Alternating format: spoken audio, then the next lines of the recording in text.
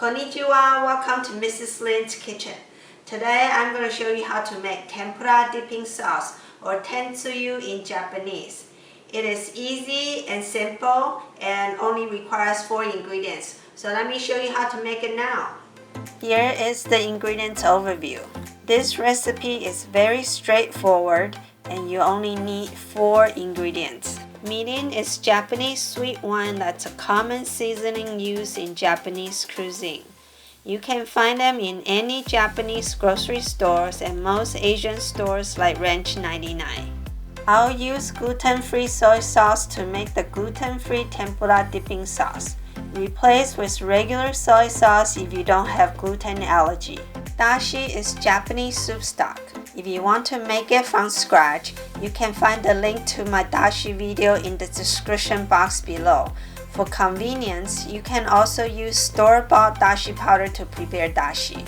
To make Tentsuyu, first add 2 tablespoons of mirin into a pot and start boiling at low heat. Boiling will help burning off the alcohol in mirin. Next, combine 1 cup of dashi, 2 teaspoons of sugar, and 3 tablespoons of gluten-free soy sauce. Continue to boil and stir the mixture. When the sugar has dissolved completely, turn off the heat and let the Tentsuyu cool.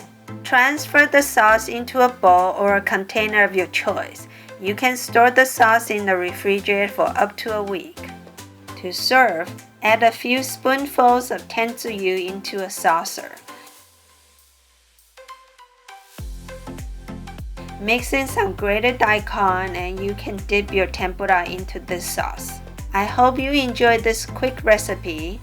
In my next video, I'll show you how to make gluten-free tempura. Make sure you subscribe and turn on that notification bell so you won't miss it. Thanks for watching and see you in my next video.